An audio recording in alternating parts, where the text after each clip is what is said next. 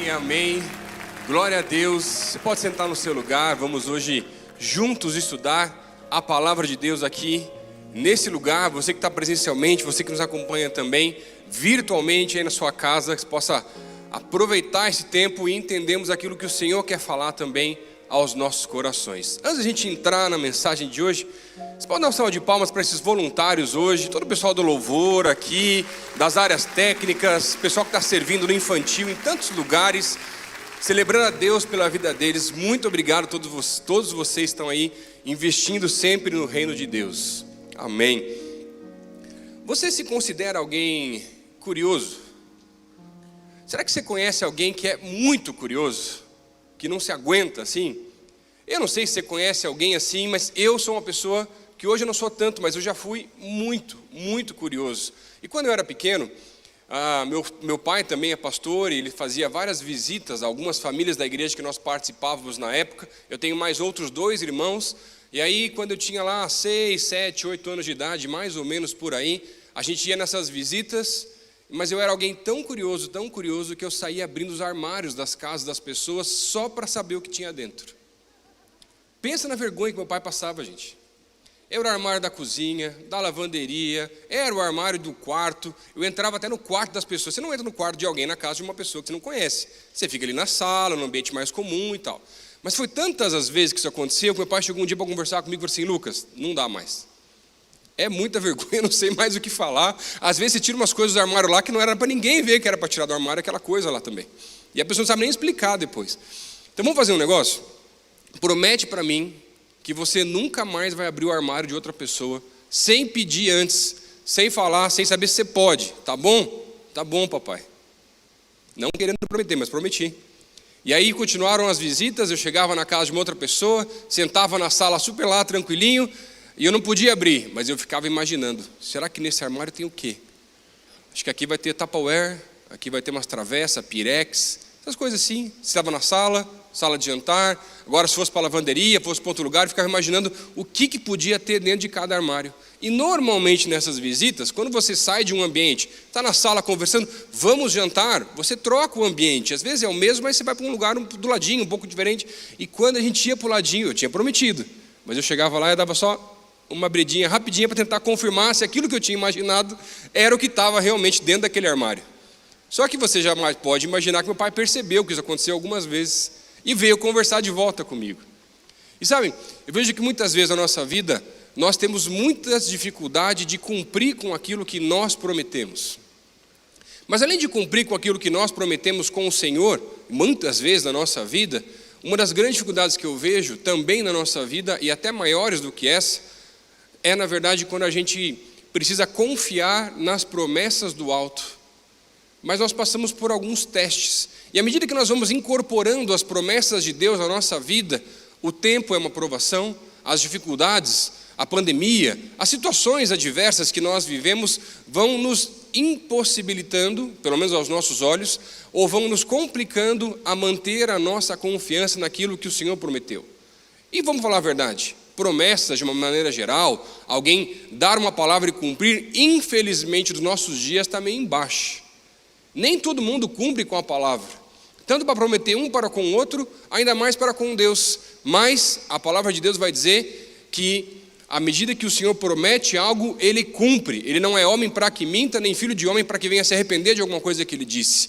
Por isso que quando eu olho a palavra de Deus, eu vejo Deus prometendo diversas coisas, mas nós, muitas vezes, por não conhecermos a Deus direito, não conseguimos usufruir das promessas do alto nas nossas vidas. Agora, vamos inverter essa pergunta. Se ao invés de perguntar para você com relação àquilo que você promete, e para aguardar por uma promessa, quem sabe aguardar por uma promessa de emprego, aguardar para a promessa de um relacionamento, aguardar por uma promessa, uma possibilidade de um aumento, de um reconhecimento maior talvez, ou quem sabe uma resposta do alto. E à medida que o tempo vai passando, eu vejo que nós não somos assim tão diferentes do povo que estava peregrinando no deserto, rumo à promessa da terra prometida, mas por diversas vezes se esqueciam da promessa, deixavam a promessa de lado, porque na verdade paravam de confiar naquilo que o Senhor tinha para eles de verdade. As promessas de Deus na palavra são verdadeiras, mas algumas vezes para nós elas se parecem tão difíceis de conseguir incorporar, viver ou simplesmente aplicar na nossa vida. Por exemplo, Ele prometeu que estaria do nosso lado em todas as situações. Mas você já passou por alguma situação que talvez a impressão era que talvez não tivesse? Eu sei que Ele está, porque a palavra diz que Ele está, mas às vezes parece que não está. Ou Ele prometeu que o justo não mendigaria o pão, mas quando você perde o emprego, o teu negócio dá errado, não parece um pouco estranho? Eu não estou dizendo que não seja verdade, é verdade, mas a nossa impressão é que talvez não seja bem assim. Ou Ele prometeu que vai voltar, mas não está fazendo muito tempo.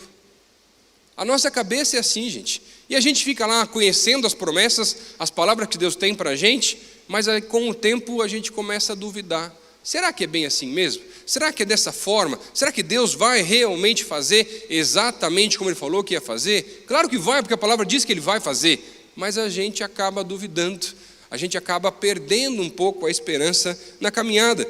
E quando eu olho para o livro de Números, com a promessa de Deus sobre a terra prometida e as dificuldades do povo em se manter firmes nessa promessa, hoje eu quero conversar com você nessa manhã sobre os desafios da promessa. Você pode abrir a tua Bíblia e acompanhar comigo, a gente vai ler alguns textos do livro de Números a partir do capítulo 10, para estudar um pouco uma fase muito específica da peregrinação, que é desde quando o povo está no Sinai e vai até Moabe, que vai do capítulo 10 até o capítulo 21, a gente vai ler só alguns desses textos, e é muito interessante porque o livro de Números, ele se chama assim porque na verdade ele tem duas contagens.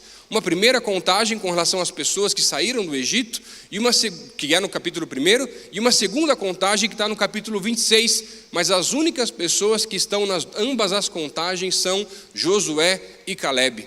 Era um outro povo agora que estava entrando já na terra prometida.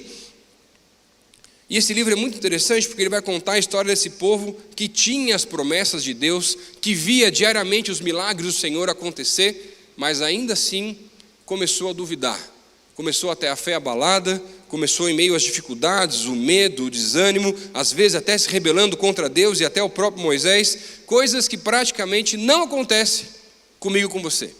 Porque a gente não tem problema com esse tipo de coisa, mais ou menos, né, pastor? E sabem, todas as vezes que eu olho para a palavra de Deus dessa forma, tentando entender um pouco mais, relembrar as promessas de Deus para a gente, eu começo a perceber, através do livro de Números, que ele nos ensina que Deus garante as suas promessas. Se Ele falou, Ele vai sim cumprir. E hoje eu quero olhar com você para esses textos aqui no livro de Números e entender quais são os desafios do povo de Deus ao confiar nas suas promessas, até mesmo durante uma pandemia como a qual nós estamos vivendo. Acompanha comigo o livro de Números, capítulo 10, versículos 11 e 12. Diz assim a palavra de Deus: No 20º dia do 2º mês do 2º ano, a nuvem se levantou de cima do tabernáculo, que guarda as tábuas da aliança. Então os israelitas partiram do deserto do Sinai e viajaram por etapas, até que a nuvem pousou no deserto de Parã. O primeiro desafio para incorporarmos, vivermos as promessas de Deus para a nossa vida é o desafio da inércia.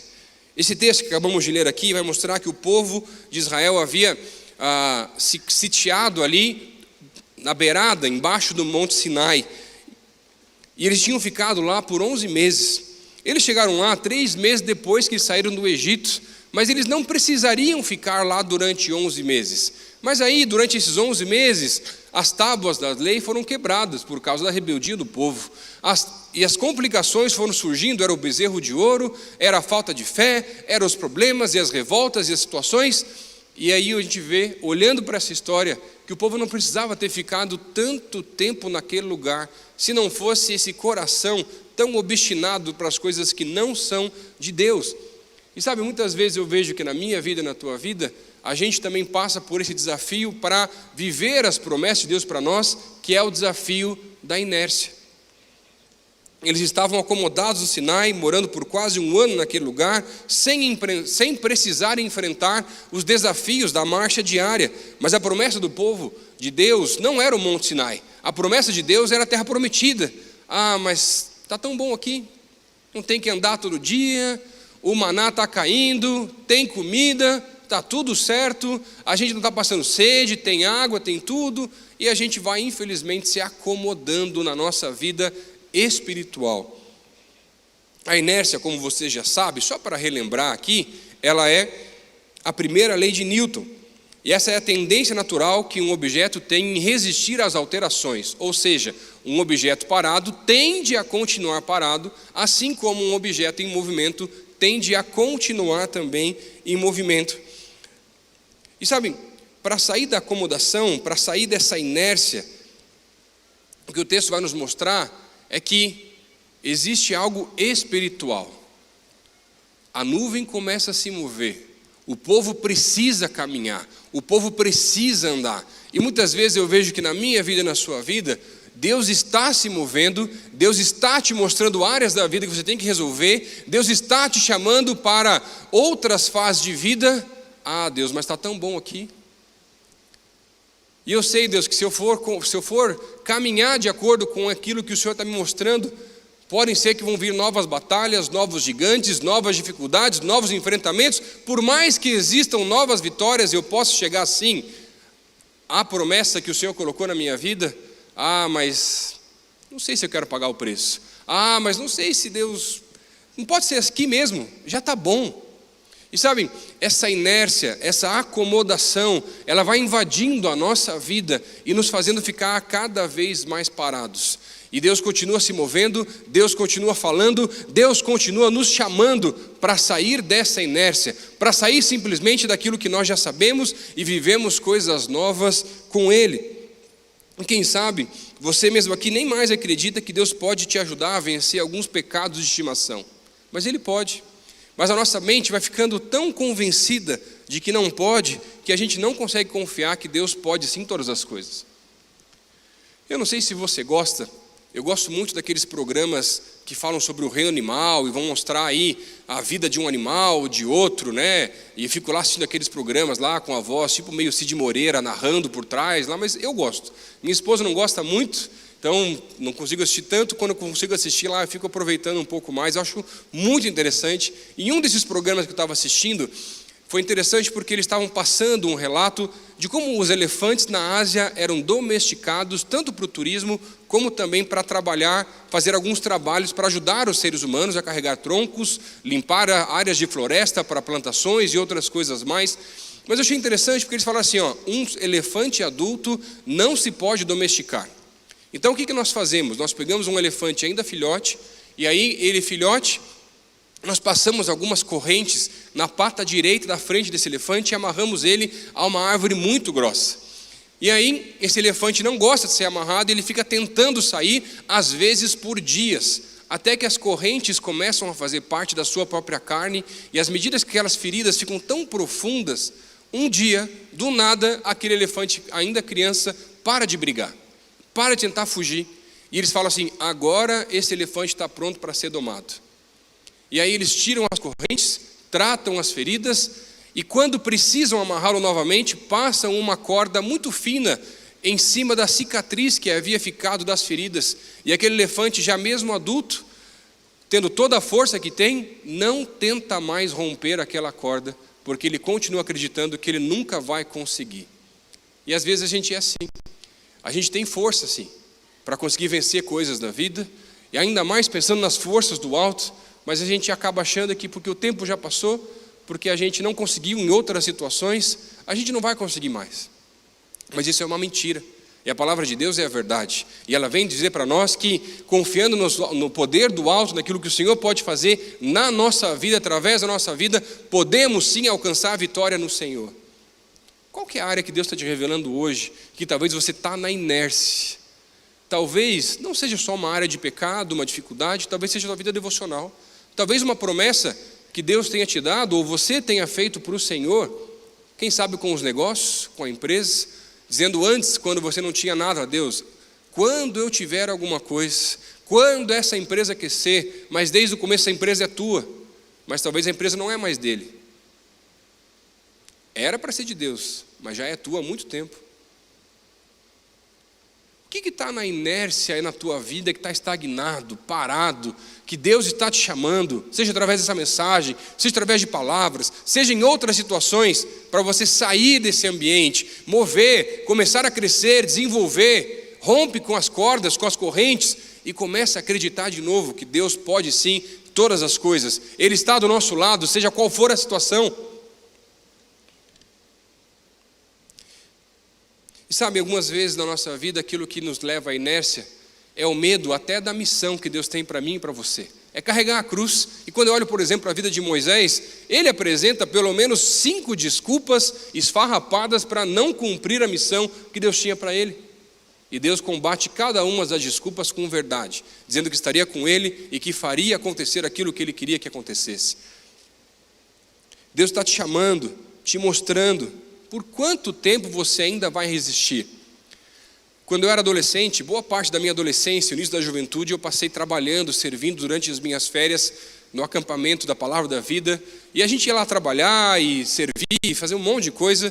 E eu era responsável pela programação do acampamento. As brincadeiras e fazer as piadas e aquela coisa toda, acreditando na proposta do acampamento que através das brincadeiras nós podíamos aproximar os voluntários das pessoas novas e gerar assim vínculos, amizade, para que tivessem maior liberdade de assim pregar o Evangelho. E eu ia lá, fazia todas as brincadeiras e as programações, mas eu confesso para você que os anos foram se passando e uma das coisas que Deus já tinha me pedido por diversas vezes era que eu pudesse cada vez mais compartilhar, não só da minha história, mas da sua palavra, aconselhar pessoas, só que era tão corrido que eu não conseguia, e o tempo ia passando e as coisas iam complicando, e aí cada ano que passava, essa cobrança interna minha ficava maior, e eu falava assim, Deus, mas eu não estou conseguindo. E aí, em uma situação, num acampamento de crianças que nós estávamos tendo, mais uma vez teve um culto da fogueira, onde as crianças podiam compartilhar um pouco sobre aquilo que Deus tinha feito e falado durante a semana, e as histórias eram fantásticas daquilo que Deus estava fazendo, e eles falavam, não, porque aquele tio, aquela tia, mas eu nunca era citado. E não no sentido de um ego de aparecer, não era essa a ideia, mas eu sabia que aquilo dizia para mim, era que por mais que eu fosse aquele tio que era engraçado e fazia as brincadeiras, eu não era o tio que investia na vida das crianças. E aí, triste aquela noite, no outro dia pela manhã, uma criança chamada Pamela, de 9 anos de idade, me procura para conversar no café e fala assim, tio, quero falar com você. Eu falei assim, pode falar, querida. Eu falei assim, tio, eu aceitei Jesus ontem à noite no culto. Eu falei, nossa, que legal. E eu falei assim, mas por que você está me falando isso? Tio, eu também não sei, mas Jesus pediu para contar para você. Deus está se movendo, Deus está trabalhando, Deus está trazendo momentos específicos nas nossas vidas para mostrar, ei, sai da inércia, dá sim tempo, é possível mudar, é possível ajustar, é possível vencer, é possível viver coisas novas no Espírito. Mas tem que sair da inércia. O segundo desafio que o texto coloca para a gente aqui, para vivermos as promessas de Deus na nossa vida, é o desafio da atenção. Abre tua Bíblia aí no livro de Números, no capítulo 11, versículos 4 e versículo 6. Diz assim a palavra: um bando de estrangeiros que havia no meio deles encheu-se de gula, e até os próprios israelitas tornaram-se a queixar-se. E diziam, se tivéssemos carne para comer.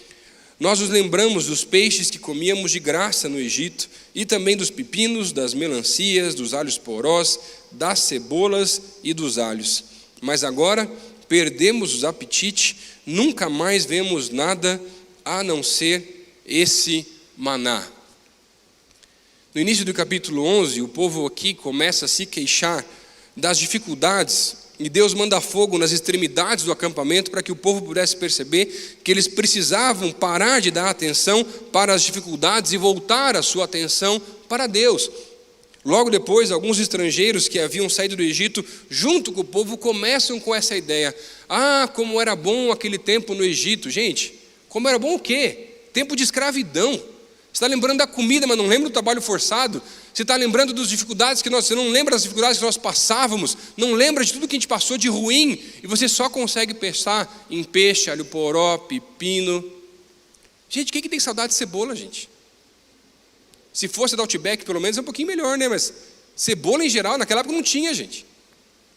Olha só como um pensamento, Uma vazão que nós damos para algo que é dito por alguma pessoa que está à nossa volta, às vezes pela gente mesmo, e a gente não consegue dominar. Eu creio que um dos frutos do Espírito mais difíceis de a gente conseguir dominar, realmente é o domínio próprio, de conseguir aflorar na nossa vida, não com relação a simplesmente às atitudes, mas com relação àquilo que nós pensamos. Afinal de contas, eu não consigo determinar aquilo que vem ou não vem na minha mente, eu consigo simplesmente cortar ou não cortar, dar ou não dar vazão para um pensamento que vem. E aí, a gente vê o povo que estava lá, já no Sinai, confiando nas promessas, vendo o maná cair todos os dias, e aí de repente você percebe que o povo começa a se queixar mais uma vez.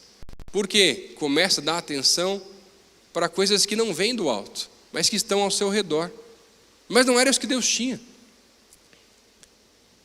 Tanto que vai dizer no versículo 6, nossa, mas agora nós perdemos o apetite, nunca vemos mais nada, a não ser esse maná. Você consegue perceber que por causa talvez de alguns comentários mal colocados, palavras lançadas, talvez em algum momento da sua caminhada, ou seja, até agora talvez, você já deixou a sua atenção das promessas de Deus e começou a se preocupar demais com o que os outros vão pensar, com o que os outros estão falando, o que eles pensam a seu respeito, e não com relação àquilo que Deus pensa a seu respeito? E sabe, são tantas as demandas, tantas as opiniões, tantas as vozes, os interesses e até as nossas próprias vontades que acabam muitas vezes desviando a nossa atenção. Às vezes é simplesmente a rede social, onde você começa a se comparar cada vez mais um com o outro, e esquece que na verdade na rede social ninguém posta foto sem filtro. E gente, com o perdão agora da palavra, mas a rede social é uma mentira, gente. Só tem coisa bonita. Ninguém posta foto acordando, gente, sem primeiro dar uma ajeitada no rosto, um filtro naquela foto. A gente sabe que é assim, mas aí você fica olhando, nossa, que tal pessoa viaja tanto e eu não viajo nada. Nossa, que tal pessoa já trocou de carro e não troco faz tempo. Nossa, porque isso, nossa, porque aquilo. E você começa a se comparar com coisas que não tem nada a ver com você, e você não consegue nem mesmo aproveitar ou se alegrar nas vitórias dos seus irmãos, porque você só consegue olhar para você e dizer assim, mas comigo não acontece nada. Seja o comentário, seja a comparação. E sabe, algumas vezes até uma coisa boa, como um trabalho, um relacionamento, até talvez um novo compromisso, mas aos poucos vai tirando o senso de propósito. E sabe, como seres humanos, nós somos experts em fazer bênção se tornar maldição. O maná era uma bênção, e agora virou maldição. Por quê? Não consigo nem ver esse maná mais, porque eu fiquei dando ouvidos para as vozes que não são as vozes de Deus. Quais são as vozes que você tem dado mais vazão na tua vida do que aquilo que o Senhor tem revelado e falado para você? Onde é que está na hora de ajustar de novo aquilo que Deus já revelou, já falou e tem para a tua vida? Eu estava vendo recentemente um testemunho de um bispo norte-americano, T.D. Jakes, muito interessante, e ele comentando que ele teve um ministério que começou muito pequeno e acabou crescendo rapidamente pela graça de Deus. E aí, à medida que o ministério começou a crescer e ter uma relevância mais nacional, alguns jornais e revistas vinham entrevistá-lo, e uma dessas vezes ele foi ler uma das matérias de um desses jornais ou revistas, não lembro agora exatamente, falando sobre ele. E ele, curioso para saber o que eles estavam pensando, ou queriam tinham colocado e relatado lá, foi ler. Se arrependeu tanto de ler aquela notícia, porque ele começou a ver que, na verdade, aquela pessoa que havia escrito não o conhecia de verdade, e começou a dizer que, na verdade, ele tinha interesse com outras coisas, que não era algo assim tão exponente, mas aquilo fez tão mal para ele. Ele estava participando de um congresso, ele estava no quarto do hotel, e ele falou assim, Deus, o Senhor me chamou para isso? Para ter que ouvir crítica de gente que nem me conhece? Para ter que ter meu ministério avaliado por uma pessoa que nunca nem me ouviu pregar? Eu não quero mais isso, eu não preciso disso. E ele se decidiu naquele dia, naquele quarto, a largar o ministério. Mais de 20 anos atrás. E aí quando ele sai daquele quarto, desce as escadarias do hotel, ele encontra uma jovem, fala assim, DJ, se eu posso conversar com você? Ele falou assim, claro. Ele falou assim, eu quero te agradecer, porque você tem pregado todas as manhãs num programa de rádio, e infelizmente eu perdi minha mãe recentemente, e o que tem me mantido firme são as suas mensagens todas as manhãs. Aquele homem enxugou as lágrimas e entendeu um mover do Espírito, o direcionando novamente a sua atenção para aquilo que ele devia dar atenção de verdade. Ele não sabia nem o nome daquela jovem, logo depois ela foi embora. 20 anos depois, quando ele está lançando um livro, aquela jovem o encontra, que já não era mais tão jovem assim como no primeiro encontro, ele também não. Quando ele o vê, ela fala assim: você lembra de mim? Ele fala: sim, você é o instrumento que Deus usou para que eu não abandonasse o ministério. Por que você está dando atenção para tanta coisa que não é aquilo que Deus tem para você? Para de ouvir os comentários, para de ouvir tanta coisa. Nessa fase de pandemia, gente, tem hora que tem que parar de ver até jornal, gente. Você não tem que ver 3, 4, 5, 10 jornais por dia, vê um só que está bom já. Nossa cabeça vai ficando maluca, gente. Essa é a verdade. E sabe qual é o problema? Eu fico mais preocupado em ouvir todas as notícias, todos os padrões, todas as opiniões, mas eu nem passo mais agora tempo tentando entender o que Deus tem para a minha vida, o que Ele quer fazer durante a minha vida, inclusive no tempo de pandemia. E eu não estou dizendo com isso que as notícias não são importantes, não, querido, não me entenda mal, não tem nada a ver, mas será que estou dando mais importância só para isso?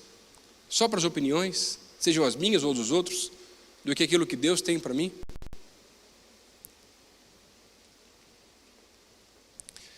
Recentemente eu estava em casa uma madrugada e graças ao Senhor eu durmo super bem, mas teve uma madrugada que eu acordei por volta de umas 3 ou 4 da manhã e não consegui mais dormir. Fui para a sala e falei assim: Senhor, é só algum problema natural ou é o Senhor querendo falar comigo? E aí eu estava tentando entender, e eu comecei a abrir minha Bíblia, comecei a orar e comecei a ler alguns versículos, mas nada fazia sentido. Aí daqui a pouco Deus falou comigo assim: abre a tua Bíblia no livro de Hebreus. Falei: tá bom, Deus. Abri em Hebreus, comecei a folhear algumas páginas, e aí até que cheguei num versículo, no capítulo 11, no versículo 7, que dizia assim: pela fé, Abraão e também a própria Sara, apesar de estéril e avançada em idade, recebeu poder para gerar um filho, porque considerou fiel aquele que lhe havia feito a promessa. Falei assim: tá bom, Deus.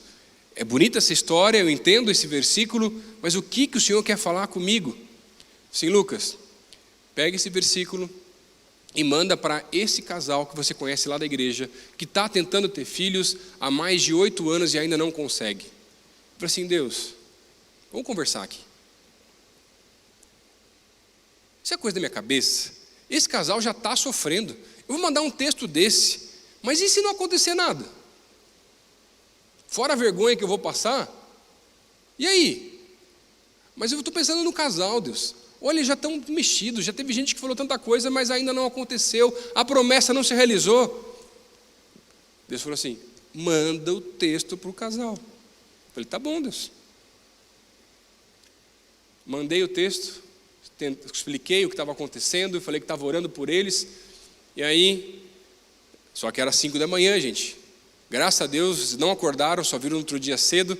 E aí chegou cedo de manhã, ele mandou um áudio para mim chorando, disse assim: Lucas, já fazem mais de 8 anos que a gente está tentando engravidar, mas ninguém sabe, a gente está voltando a tentar agora.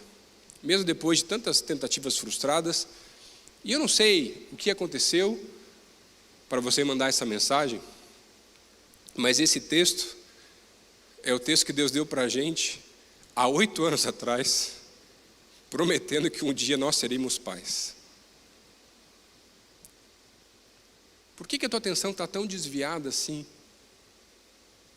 Deus continua se movendo, Deus continua falando, Deus continua se revelando.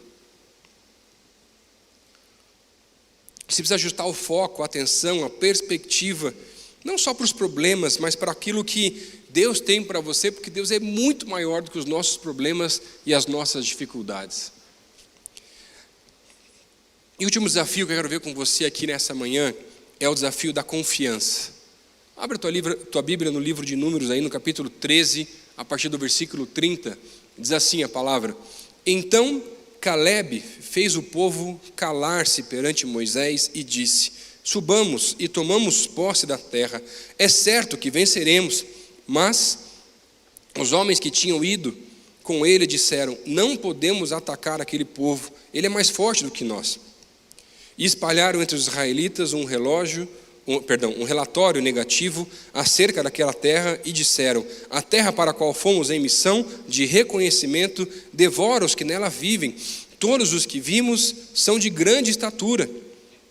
Vimos também os gigantes, os descendentes de Enaque, diante de quem parecíamos gafanhotos e nós a eles. Moisés envia 12 homens, um líder de cada uma das tribos, para fazer um reconhecimento na terra prometida. Mas eles voltam com um relatório, mas o relatório é diferente. 10 deles olham para os problemas, 10 deles olham só para os gigantes, 10 deles olham para as dificuldades, e 2 deles, Josué e Calebe, os únicos que entraram realmente na terra prometida e tinham saído do Egito, são aqueles que, apesar das dificuldades, apesar dos problemas, não olham simplesmente para isso, mas olham para um Deus que é muito maior do que as dificuldades e os problemas e dizem: mas se Deus estiver conosco, nós iremos alcançar a vitória, mesmo que sejam gigantes, mesmo que as dificuldades sejam grandes. Só que com os relatórios daqueles outros 10 espias, com relação aos gigantes e às dificuldades, o povo fica com medo. O povo não consegue acreditar que eles podem sim, mesmo com o Senhor, vencer algo tão grandioso. Deus nos trouxe até aqui, mas será que Ele vai nos dar vitória? E sabe, essa palavrinha mas é a pior palavra espiritualmente falando. Eu confio em Deus, mas será que Ele está me ouvindo agora? Eu confio em Deus, mas será que Ele vai atender a minha oração? Eu confio em Deus, mas será que Ele está mesmo do meu lado?